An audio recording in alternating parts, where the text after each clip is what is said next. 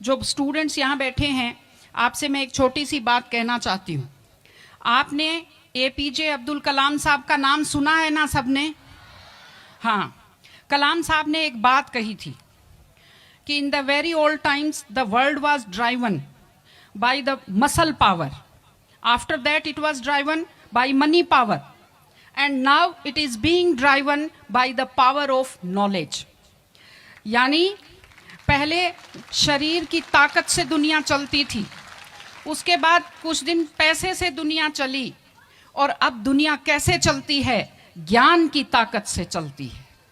आज अमेरिका और रूस, फ्रांस क्यों हमसे आगे हैं? उनकी जनसंख्या भी कम है, शायद वो मेहनती भी हमसे कम हैं, लेकिन वो हमसे क्यों आगे हैं? क्योंकि उनके यहाँ शिक्षा का जो प्रसार था वो हमसे ज़्यादा हुआ, वो हमसे ज़्यादा एजुकेटेड हैं। हम लोग प्राचीन काल में हमारे यहाँ बहुत अच्छी यूनिवर्सिटीज़ थी, नालंदा यूनिवर्सिटी थी, तक्षशिला यूनिवर्सिटी थी, लेकिन जब मध्यकाल आया तो हमने अंधविश्वासों पर ज़्यादा ध्यान दिया, और जो नॉलेज था साइंस का उस पर हमने कम ध्यान दिया, इसलिए हम विश्व में पिछड़ गए। एसएसटी में आप लोग पढ़ते होंगे, 10th के बच्चे एसएसटी पढ़ते हैं, कि एक समय था जब वर्ल्ड की जो रिचेस्ट कंट्रीज थी वो रूस अमेरिका नहीं थी, वो इंडिया था और वो चाइना था।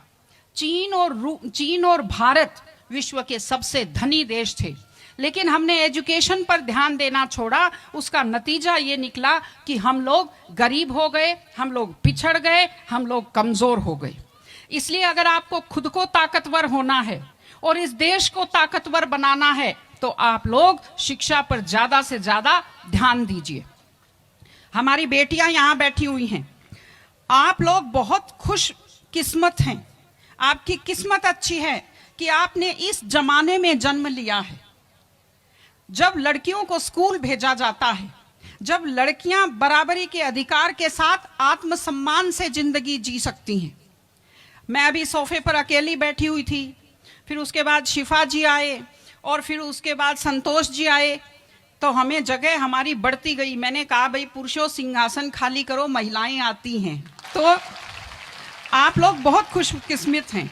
आपकी दादी नानी कितना मेहनत करती थी, सांस नहीं ले पाती थी खुलकर, घूंघट से चेहरा ढककर रखना पड़ता था, जोर से बोल नहीं पाती थी, कानाफूसी में बात करती थी, और आप कितने सम्मान के साथ अपना बैग लेकर के पूरे विश्वास से आप स्कूल आते हो। बहुत खुशकिस्मती की आपके लिए बात है, आपको इसका फायदा उठाना चाहिए। आपको